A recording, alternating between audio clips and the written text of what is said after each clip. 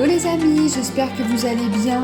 On se retrouve aujourd'hui du coup pour un tout nouvel épisode du podcast. Alors j'étais là, assise tranquillement, en train de siroter mon petit café au lait devant le soleil, assise dans le canapé. Et je me suis dit, j'étais en train de repenser en fait un peu au thème de vidéo, au sujet que j'avais abordé en vidéo ou en podcast. Et là je me suis rendu compte qu'il y a un sujet que je n'ai jamais abordé, ni par l'un ni l'autre support, et pourtant qui me semble quand même important. Donc je me suis dit, pourquoi ne pas en profiter que je suis là, pépouze dans mon canapé, pour enregistrer du coup ce podcast. Podcast parce que comme ça risque d'être assez long, c'est plus simple pour moi du coup d'énumérer un petit peu les points que je vais aborder en audio, tranquillement, comme ça, face à mon téléphone. Donc ni une ni deux, j'ai allumé mon application podcast et c'est parti, j'ai appuyé sur play et on y va pour l'enregistrement de cet épisode qui aura pour titre du coup, qui a pour titre même, parce qu'à l'heure où je vous le parle, il a déjà son titre, comment savoir si je suis boulimique. Comment savoir du coup si on est entre guillemets dans la catégorie normale, donc quand je dis normal, voilà, il n'y a rien de péjoratif, mais vous voyez ce que je veux dire. C'est-à-dire que je fais attention à mon poids, je contrôle un petit peu ce que je mange, on en reparlera après, mais il y a une différence entre ça, ce comportement qui est malheureusement devenu normal de nos jours, et celui où on bascule vraiment ensuite dans la maladie, dans l'obsession, dans le trouble du coup alimentaire. Donc moi je vais me concentrer sur la boulimie principalement. Pourquoi ? Ça va de soi tout simplement parce que c'est le trouble alimentaire que j'ai vécu, que j'ai expérimenté durant de très nombreuses années. Donc forcément, moi je vais vous parler de la boulimie. Comment savoir si on souffre de boulimie. Donc ça peut vous éclairer, vous, si vous vous posez les questions, si vous doutez, si vous ne savez pas s'il faut vraiment vous inquiéter, si vous êtes dans la maladie, s'il faut vous soigner en fait tout simplement. Ou alors, si vous n'êtes pas concerné directement par un trouble alimentaire, peut-être que vous aurez dans votre entourage une personne que vous reconnaîtrez parmi tous ces points et qui mériterait du coup plus d'attention de votre part et voilà, de faire un petit peu plus attention du coup à cette personne par exemple. Donc on va commencer sans plus tarder. Le premier point forcément qui est signe d'un trouble alimentaire, qui est signe de boulimie, c'est les crises. Les crises, alors je ne vais pas vous les détailler là, on a la crise programmée, la crise du foutu pour foutu et la pulsion alimentaire. Donc ces trois types de crises, je vais vous remettre du coup en barre d'infos, je vous renvoie vers un autre podcast que j'ai fait il y a quelques semaines où je décris justement les trois types de crises de boulimie qui existent à mes yeux. Donc là, je ne vais pas les détailler parce que sinon on repart sur un épisode de 3 heures. Mais à partir du moment où on a des crises de boulimie, forcément, et à répétition, ça peut peut-être arriver qu'il y en ait de temps en temps, mais de façon vraiment très rare. Ça arrive 1 ou 2 fois parce que vous étiez triste ou énervé, ou voilà, finalement vous mangez vos émotions. Bon, voilà, c'est ça encore, ça ne rentre pas dans le trouble alimentaire. Mais quand c'est un comportement qui est récurrent et surtout où vous avez totalement l'impression de perdre le contrôle, c'est que c'est signe d'un trouble alimentaire, c'est signe de boulimie. Vient avec du coup forcément en deuxième point la compensation. Donc c'est pas la compensation justement on a eu un repas samedi dernier, il faut que je fasse attention, j'ai trop mangé, machin, il y a l'été qui arrive, donc je vais aller au sport.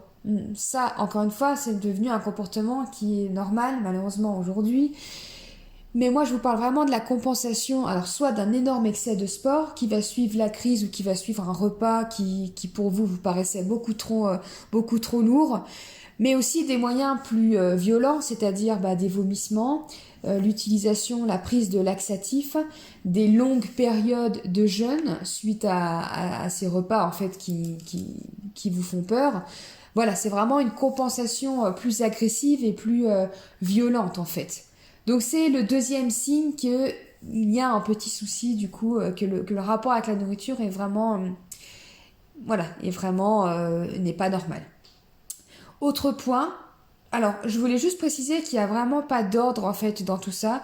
J'énumère les points mais il n'y a pas de hiérarchie entre toutes ces caractéristiques.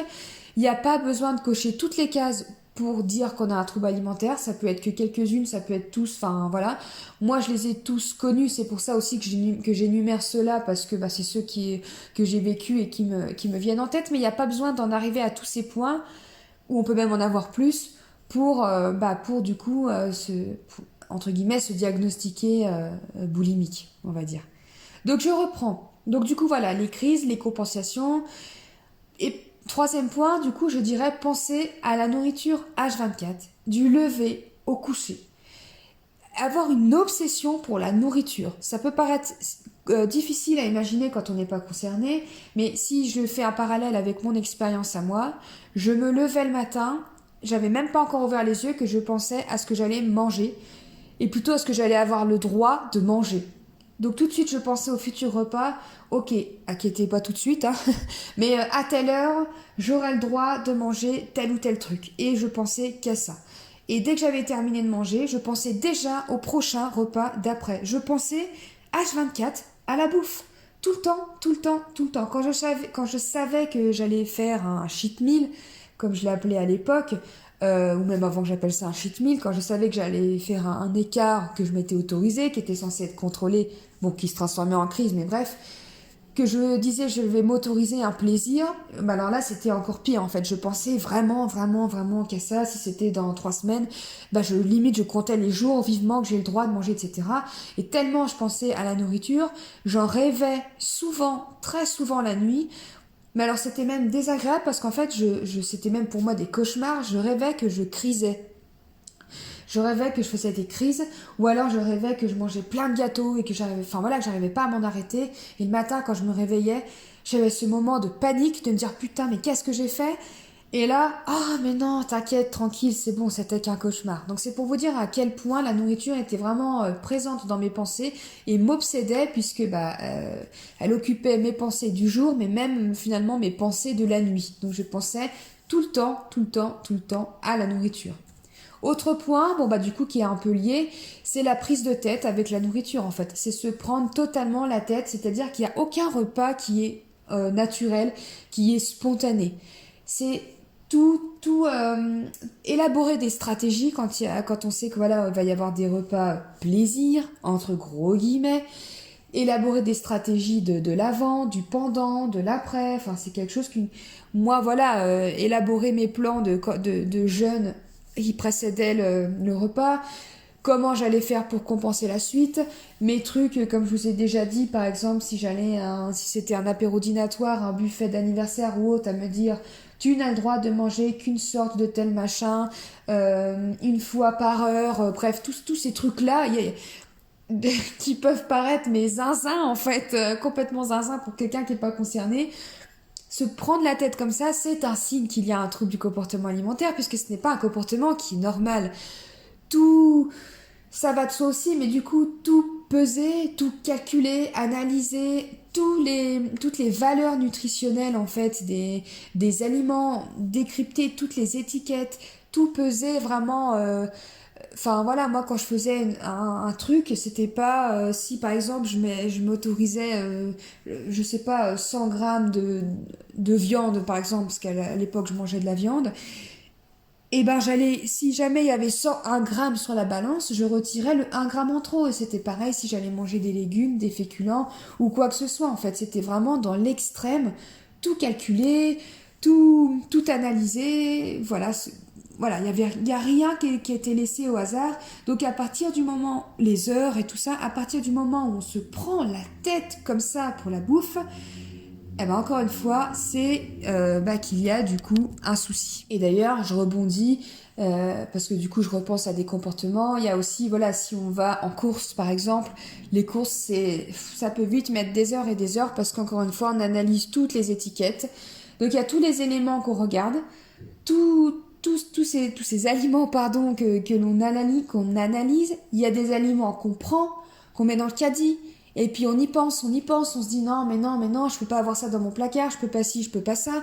Et puis finalement on va les reposer. Et ensuite on revient dans le rayon et on le reprend. Je vois par exemple, je sais pas, un truc de chocolat, on se dit bon je le mangerai dans mon jour où j'aurai le droit, ou quand, pour me faire plaisir quand je l'aurai mérité. Et puis finalement, après, on se dit, oui, mais si j'ai ça dans les placards, laisse tomber, je vais forcément faire une crise avec, donc je peux pas. Enfin voilà, c'est cette prise de tête incessante. Autre point, mais qui est totalement lié du coup, c'est la diabolisation des aliments. Avoir des aliments qu'on appelle interdits, donc on va pas forcément se les mettre comme ça, se les représenter comme ça, mais c'est des aliments qui nous font peur, qui nous terrorisent. Donc ça peut aller du paquet de gâteaux, du paquet de chips, des aliments après type burger, pizza, bon les aliments industriels, des danettes, enfin bref tous ces trucs là. Mais ça peut même être des aliments qui en soi n'ont rien, voilà, sont vraiment totalement bons pour la santé. Des bananes. Des bananes, les diaboliser parce que on se dit c'est trop sucré. Les féculents, les diaboliser parce que c'est des glucides. Diaboliser les féculents le soir, diaboliser le pain. Enfin voilà, tous ces aliments, même sans parler de gâteaux, etc., de bonbons ou que sais-je, même ces aliments-là, on les diabolise. Moi, les produits, pareil, parce que c'est ce que je consommais à l'époque, les produits laitiers, enfin, moi, il y avait que les 0% que j'allais m'autoriser. Sinon, un yaourt normal, non, pour moi, j'avais l'impression de manger un pot de sucre. Alors que pas du tout. Enfin, je veux dire, il n'y a rien de mal. J'allais regarder les jus de fruits, le lait même. Je regardais même le lait où il pouvait y avoir le moins de calories. Donc, forcément, j'allais prendre le lait qui était écrémé. Enfin, voilà, diaboliser des aliments comme ça, signe de troubles alimentaires. Ensuite, autre point, du coup, euh, alors attendez, parce que je regarde ma petite liste et j'essaie quand même de trouver un certain lien, un peu une certaine lignée dans ce que je vous raconte pour que ça ait quand même du sens. Mais alors ensuite, on a l'obsession. Donc l'obsession de la nourriture, on vient de la voir. Et l'obsession de la perte de poids. De la perte de poids ou de la perte de masse grasse. Parce que moi, j'ai eu la perte de poids. Mais j'ai aussi, après, en me mettant dans la musculation, été obsédée par la perte de masse grasse. Je voulais plus perdre de poids puisque je voulais prendre du muscle. Donc forcément, j'allais prendre du poids. Par contre, je voulais à tout prix perdre en masse grasse. Donc cette perte de poids, de masse grasse, à partir du moment où ça devient une obsession, c'est-à-dire que c'est vraiment notre leitmotiv, c'est vraiment ce qui nous guide dans la vie, c'est notre objectif. Moi, c'était ma priorité numéro 1. Ça passait devant tout. Je vous jure que si on m'avait dit, l'univers m'avait dit, Flo, t'as le droit de choisir entre le corps de tes rêves et perdre tous tes amis, par exemple, j'aurais choisi le corps de mes rêves. J'aurais préféré ne pas avoir d'amis, mais avoir mon corps de mes rêves. On m'aurait dit, tu perds ton travail, tu te retrouves au chômage, Enfin voilà, je sais pas, on m'aurait mis dans n'importe quelle situation. J'aurais dit, je m'en fous. Je préfère, à mes yeux, être bien foutu que le reste en fait. Je m'en fiche, c'est plus important pour moi. Et forcément, c'était plus important pour moi, puisque c'est ce qui guidait totalement en fait mon humeur. Donc forcément, je me disais, j'ai beau avoir un travail et des amis, si je me sens pas bien dans ma peau, ça sert à rien. Donc comme j'étais persuadée que c'était d'avoir le corps de mes rêves qui allait faire que j'étais heureuse, ça paraît logique du coup que ça soit ma priorité number one dans ma vie. Je sais pas, mais en fait, je pense que j'aurais même été capable de dire, ok, je quitte mon chéri si là tout de suite j'ai le corps de mes rêves, en fait. J'aurais franchement été capable. Désolée, Logan. mais bon, voilà. Donc à partir du moment où ça joue comme ça sur votre humeur, sur votre mindset, c'est qu'il y a un souci, c'est pas normal. C'est pas normal si vous vous pesez le matin et que vous avez plus 200 grammes et que vous êtes pas bien. Moi, si je me levais le matin et que je me pesais et que je voyais même 100 grammes en plus, ma journée était pourrie. Ma journée était pourrie, on pouvait même être sûr que j'allais faire une crise dans la foulée parce que comme j'allais pas être bien, j'allais le faire. Et j'allais tout faire pour essayer de perdre ces 100 grammes en fait. Enfin, c'est pour au moins revenir au stade que j'étais la veille.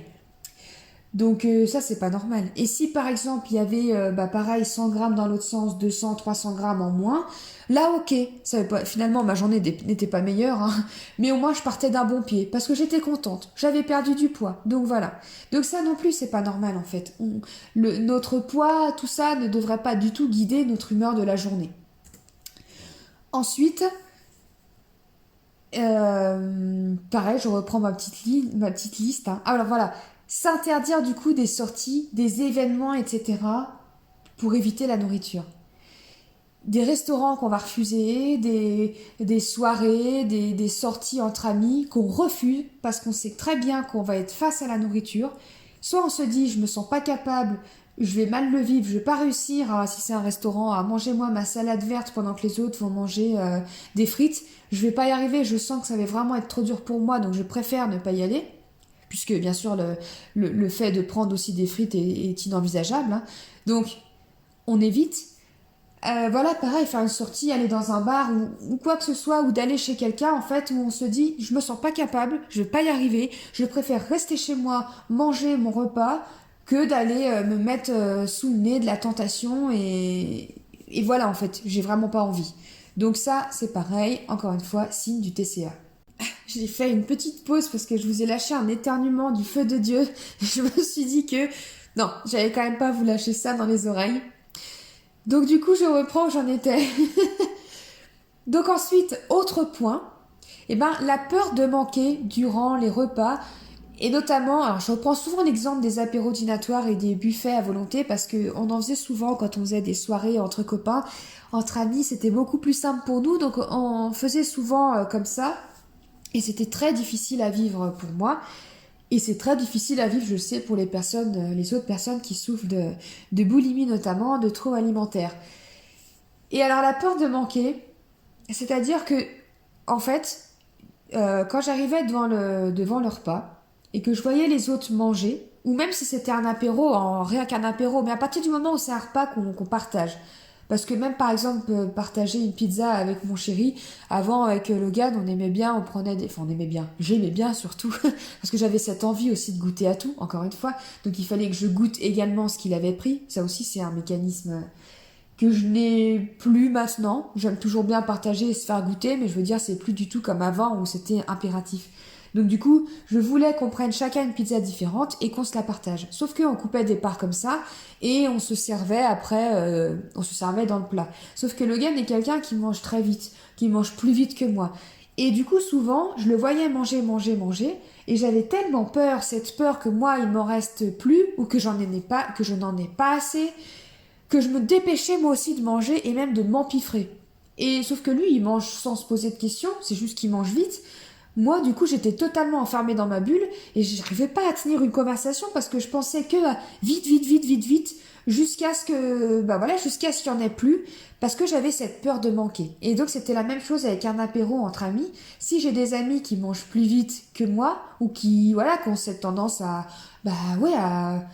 moi j'appelle ça, quand Logan le fait, je l'appelle la pelleteuse. Mais donc du coup à manger un peu en mode pelleteuse, c'est-à-dire que tu papotes et tu t'en rends pas compte, mais tu te sers, tu manges, tu te sers, tu manges. Moi à côté, ça m'angoissait au plus haut point. Et d'ailleurs je me rends compte que des fois j'ai encore ce réflexe, c'est pas aussi puissant que ce que je vais vous raconter là, mais j'ai encore des fois ce truc en moi où ça m'agace. Et où j'ai cette peur, mais maintenant j'ai la présence d'esprit entre guillemets de me reprendre. Mais ça m'énervait en fait, ça m'agaçait et du coup je me dépêchais moi aussi de m'empiffrer par peur de manquer. Pareil, j'allais manger des trucs que j'avais pas forcément envie, que j'aimais pas forcément, mais simplement parce que la peur de manquer, encore une fois, il fallait que je goûte. Donc aujourd'hui, il y a des choses, des fois, j'aime pas trop, je vais pas en manger en fait, ça sert à rien. Avant, j'en étais incapable, et même si j'aimais pas trop, il fallait que je mange de tout, et surtout vite avant qu'il y en ait plus. Donc il fallait que je me dépêche parce que j'avais peur que les gens mangent tout, ou alors que je n'ai pas le temps de goûter ou quoi que ce soit. Et ces comportements-là m'énervaient aussi, ça provoquait beaucoup de colère en moi. J'avais vraiment des phrases en moi qui étaient méchantes, qui étaient dures. Je vais vous le dire parce que je suis totalement en accord avec ça et que si vous êtes concerné et que vous avez ce genre de pensée, ça fait pas de vous une mauvaise personne, c'est la maladie qui parle. Mais moi, quand je voyais les gens qui mangeaient comme ça rapidement, je me disais, mais putain, mais ils me cassent les couilles, excusez-moi les termes, ils sont là en train de tout bouffer, moi j'ai pas le droit d'en manger, je suis tout le temps privée, je fais tout le temps attention à ce que je mange, pour une fois où j'ai le droit d'en manger, non, en fait, ils bouffent tout comme des putains d'égoïstes. Voilà, c'est vraiment les pensées que j'avais en fait dans ma tête et ça me mettait en colère. Je me disais, mais ils peuvent en manger toute l'année, tous les jours, et là non, il faut qu'ils mangent tout, ils vont même pas m'en laisser, quoi. Ils se rendent même pas compte que moi c'est exceptionnel, donc quelque part, je suis prioritaire. Alors qu'en fait, pas du tout, hein, on est d'accord que pas du tout. Mais c'est vraiment le type de pensée que j'avais quand je partageais des repas, des apéros, etc. en commun. Donc ces pensées, cette peur de manquer, ces pensées violentes, ces pensées de colère envers les autres par rapport à la nourriture ne sont pas normales. À l'heure d'aujourd'hui, voilà, comme je vous dis, des fois j'ai encore un peu ce réflexe de me dire mais vite, je veux pas avoir le temps d'en manger. Donc ce que je fais, c'est que je me fais ma petite réserve personnelle. Si c'est un apéro, bah dans mon assiette, je me pose quelques petits trucs. Si je sais que je suis avec des gens qui mangent vite, par exemple, et que, enfin voilà, si c'est à la maison, Logan il mange vite à l'apéro, c'est pas grave parce qu'on a les paquets dans les placards, voilà. Si on est invité, par exemple, chez quelqu'un ou bref, si je sais que les stocks ne sont pas illimités, je préfère me faire moi ma petite réserve dans mon assiette, quitte à ce qu'on pense que peut-être, je sais pas, j'en sais rien, je m'en fous complètement en fait. Mais comme ça, je suis sûre d'en avoir et je peux manger à mon rythme, tranquillement, sans me prendre la tête. Donc ça, c'est des mécanismes qui restent, hein, puisque voilà, maintenant ça fait quelques années que je me sens guérie. Et pourtant, j'ai encore des fois des mécanismes qu'une personne lambda, je pense, n'a pas. Si je demande à Logan, d'ailleurs on en a déjà parlé, il s'en fout en fait, il pense pas du tout comme ça.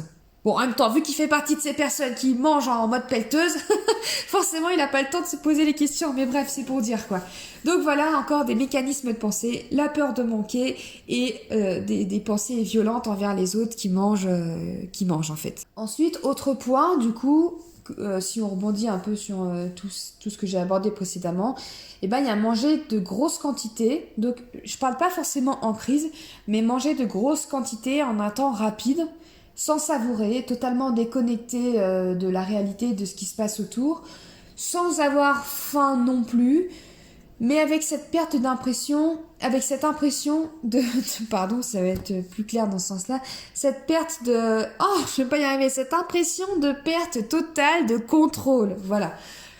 Bah justement, ce que je disais, voilà, ça rejoint un peu le point précédent du coup, mais de manger rapidement, totalement déconnecté parce que comme on pense qu'à ça, à la peur de manquer, au fait de vite, vite, vite manger, et puis aussi en même temps, il y a le mécanisme de culpabilité qui se met déjà en place, donc on est en train de manger, mais en même temps on planifie comment on va faire pour compenser tout ça, peu importe la manière, voilà. Et du coup, ça nous fait manger vraiment en mode automatisme sans réaliser, de façon très rapide, bah du coup la nourriture quoi, sans être présent au repas, sans être présent aux conversations, enfin voilà, cette manière de manger vraiment très sous pilote automatique on va dire. Ensuite, et bah du coup, il y a la culpabilité profonde après avoir mangé ou après une crise. Comment dire, ce sentiment profond de dégoût de soi, mais quand je dis un dégoût, c'est vraiment un dégoût, on se dégoûte. Voilà, je pense que c'est clair, mais des fois ça peut paraître tellement bizarre et lunaire pour des personnes pas concernées. Mais voilà, c'est vraiment un dégoût de soi, un dégoût de son corps, un mal-être profond et une culpabilité à vous en rendre malade en fait. Moi, il y a eu des culpabilités, mais quasiment toutes, à chialer en fait. C'est pas juste de se dire oh j'ai trop mangé, j'aurais pas dû, machin machin, comme beaucoup de personnes vont machinalement se plaindre après un repas.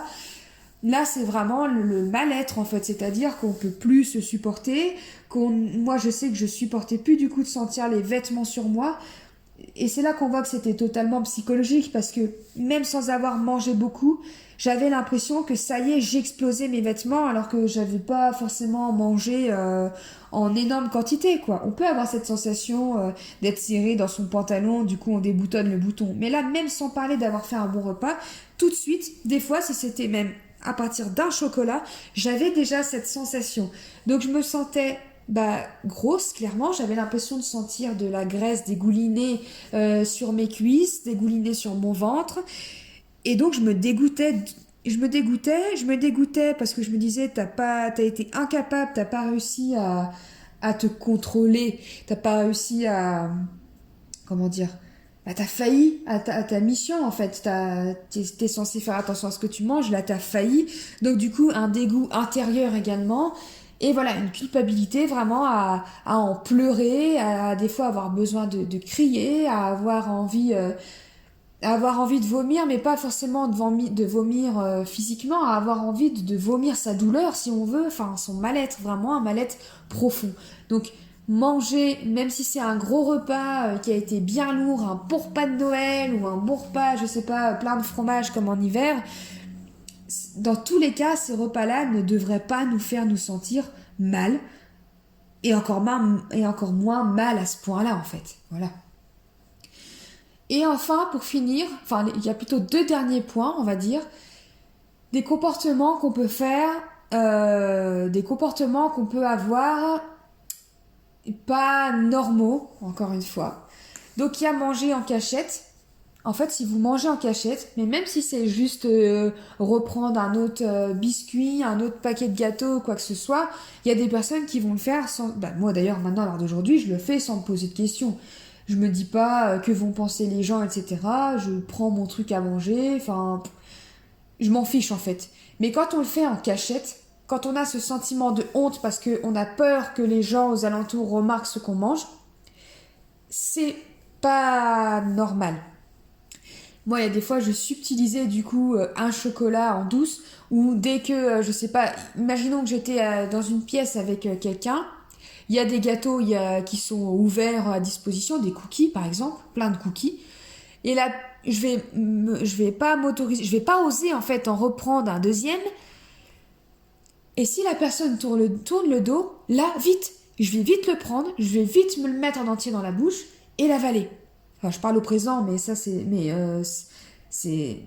plus du tout d'actualité, hein, mais c'est un comportement que j'avais, et vite, parce que je voulais pas qu'on voit que j'en avais mangé un. Et moi-même, j'avais honte, en fait, de le faire.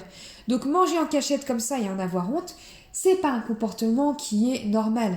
Avoir peur à ce point-là que les gens se rendent compte de ce qu'on mange, être terrorisé par le fait qu'on nous fasse remarquer que l'on se resserre, voilà, c'est des comportements qui sont pas forcément normaux.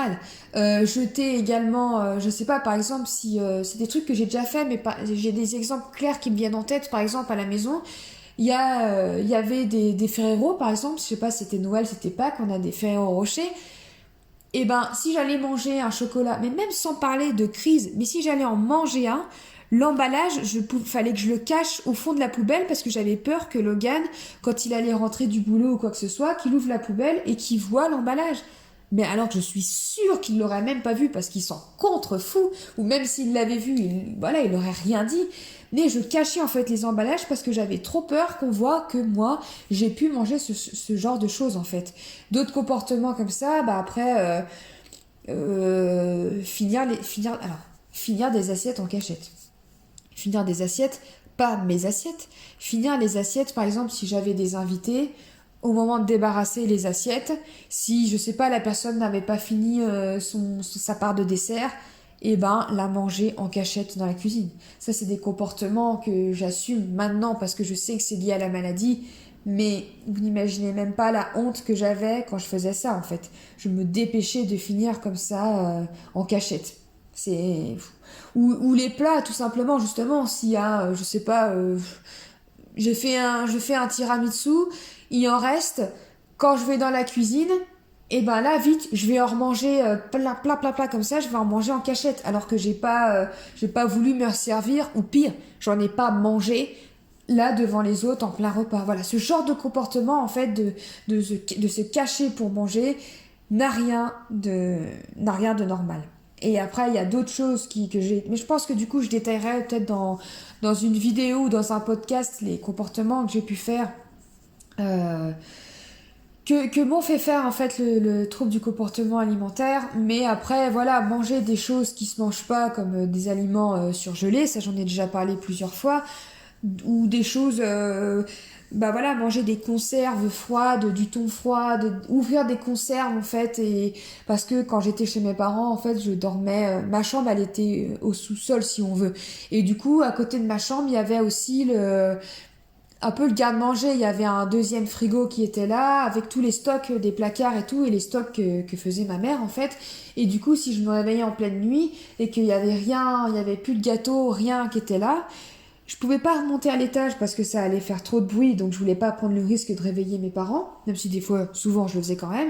Mais bref, Et donc du coup j'allais regarder et dans ces stocks, il y avait donc dans le congèle des aliments surgelés ou alors des boîtes de thon, des conserves de petits pois ou n'importe quoi en fait, vu qu'il fallait que j'avale et donc j'allais manger ça comme ça froid dans mon lit. Donc voilà, des comportements qui sont pas normaux. Voilà.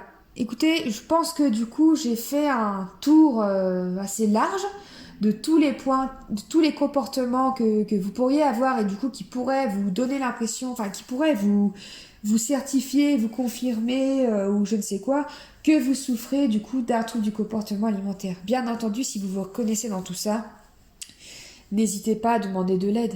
N'hésitez pas à demander de l'aide, que ça soit à un proche, à de la famille, que ça soit, j'en ai parlé dans une FAQ sur YouTube en fait, des systèmes d'aide qu'il peut y avoir, mais des associations, des forums sur internet, des comptes, moi par exemple je suis totalement à disposition si besoin, des maisons pour les adolescents, voilà tous ces trucs là où on peut se rendre, que ça soit en présentiel ou alors en virtuel. Mais n'hésitez pas à demander de l'aide. Et puis, bien entendu, j'allais oublier un point très important, les médecins, un spécialiste. Alors, de mieux et de trouver quelqu'un, tous ne sont pas bons, on va pas se mentir. De toute façon, dans le milieu médical en général, le côté humain n'est pas toujours présent. Et même quand c'est des maladies comme ça, psychologiques, des maladies qui demandent en fait vraiment justement ce côté humain, parfois il n'y est pas. Ou alors il y a de la maladresse parce que ce sont des gens, des médecins ou même des thérapeutes qui n'ont pas connu, donc qui essayent de comprendre, mais qui peuvent pas comprendre à 100% ce que c'est d'être malade. Donc des fois on se retrouve face à des maladresses, face à des comportements qui ne nous apportent pas de bien. Mais en tout cas, il existe des bons médecins, il existe des bons spécialistes, il existe des bons thérapeutes.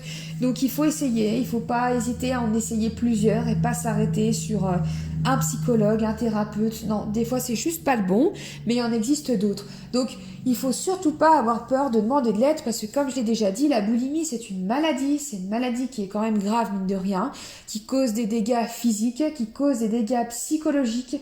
Il y a des hauts taux de suicide également dans les personnes qui souffrent de troubles alimentaires parce que c'est tellement un enfer, clairement un enfer mental, que voilà, ça peut nous plonger vraiment dans un tel état de mal-être et nous pousser à faire des actions qui sont sans retour. Je voulais juste rebondir un peu sur ce que je disais au tout début, c'est qu'il ne faut pas non plus confondre. Oups, désolé pour le bruit. Il ne faut pas non plus confondre le trouble alimentaire et puis un comportement qui est devenu normal maintenant. Aujourd'hui, il y a beaucoup de monde qui font attention à ce qu'ils mangent, en plus avec la mode du fitness, des réseaux sociaux, du sport, etc. Maintenant, il y a beaucoup de monde qui fait attention à ce qu'elle mange, etc. Et qui vont culpabiliser également si elles ont mangé, je sais pas, si elles ont mangé au restaurant, ces personnes ont l'impression d'avoir mangé trop lourd, elles vont culpabiliser un peu le lendemain ou sur le moment, et puis voilà, elles vont se dire, bon, il faut que je fasse attention, lundi je me remets à la salle, je retourne à la salle de sport, etc., je refais gaffe à ce que je mange, j'arrête les excès. On connaît tous des personnes qui fonctionnent comme ça parce que maintenant il y en a énormément et ça peut pas dire qu'on souffre d'un trouble du comportement alimentaire. Ça veut pas dire qu'on a un rapport à l'alimentation qui est très sain parce que pour moi c'est sain quand on se pose pas de questions, quand on se prend pas la tête, quand naturellement du coup on souffre pas des injonctions, des fausses croyances, etc. Juste on mange naturellement. De toute façon, je dis toujours, il faut faire confiance au corps et l'équilibre se le fait tout seul. Moi, je le vois moi avec mon corps. Je me prends plus la tête, je me pose pas de questions et j'ai totalement, je vois bien que je suis dans un bon équilibre en fait. J'ai pas besoin en fait de dire à mon corps ce qu'il veut manger. Lui tout seul, il sait. Si vous allez en vacances, forcément, on mange plus d'aliments, on mange des aliments différents d'habitude. Je sais pas, mais on va faire plus d'apéros, on va faire plus de restaurants, enfin bref. Ou si vous allez à la montagne, vous allez faire pendant une semaine, vous allez manger beaucoup de fromage. Si on se prend pas, on n'a pas besoin de dire ok, maintenant je me mets à la diète parce qu'il faut que j'élimine tout ce fromage, etc., etc. Je vais m'enfiler que des légumes vapeur. Naturellement, le corps, il va vous amener vers des choses un peu plus légères. Parce que, bah voilà, c'est un équilibre qui se fait, et c'est pas un équilibre qui se fait sur une journée, qui se fait pas sur une semaine, ça se fait, enfin, ça se fait sur un mois, ça se fait, enfin voilà, en fait. Donc, naturellement, du coup, vous allez manger des choses plus légères, vous allez avoir envie plus de légumes, parce que votre corps a besoin de plus d'eau, a besoin d'un petit peu de repos pour digérer. Et on n'a pas besoin d'intervenir là-dedans. Laissons faire nos corps et faisons confiance à nos corps. Donc c'est pour ça, le truc de se dire je recommence un régime ou faut que j'arrête de grignoter, machin, machin. Malheureusement, ça a rien d'anormal, mais ça veut pas non plus dire qu'on a un comportement qui est hyper sain, une relation qui est hyper saine à la nourriture. Mais il n'y a rien de grave non plus, quoi. Donc voilà, il faut bien faire la différence. Si on a une tendance à grignoter, qu'on rentre du boulot, qu'on grignote, ou alors si on mange nos émotions, c'est pareil, c'est pas forcément des troubles du comportement alimentaire. Ce que je vous ai décrit avant, c'est quand même assez fort, c'est quand même assez puissant comme critère. Les crises que je vous ai décrites la dernière fois n'ont rien à voir avec du grignotage, donc on voit bien la différence. Donc ne tombez pas non plus dans pas la paranoïa, mais dans le truc de vous dire oh mon Dieu, moi j'aime pas trop mon corps, ou j'ai envie de perdre un peu de poids, ou je me suis inscrite à la salle, voilà, j'ai un trouble alimentaire. Non, bien sûr, pas forcément, c'est pas forcément un trouble alimentaire. Donc voilà, j'espère que j'ai été un petit peu claire sur cette conclusion, mais je voulais faire la différence de pas tomber non plus dans l'excès. Écoutez, j'espère encore une fois que ce podcast vous a plu, qu'il a pu vous aider. N'hésitez pas à me faire vos retours, que ça soit sur YouTube, Apple Podcast, Spotify, où suis-je encore, sur Google Podcast. Voilà. N'hésitez pas à me noter et à me faire votre retour. En tout cas, moi je vous souhaite une belle journée, une belle soirée. Je sais pas où vous en êtes quand vous m'écoutez. Je vous dis à mercredi en fait. D'abord on se voit dimanche sur YouTube pour un nouvel épisode. Oh là là, cette conclusion, je vais pas y arriver. On se voit sur YouTube dimanche en fin d'après-midi pour une nouvelle vidéo et mercredi prochain pour un tout nouveau podcast. En attendant, je vous fais de gros bisous et je vous dis à bientôt. Ciao.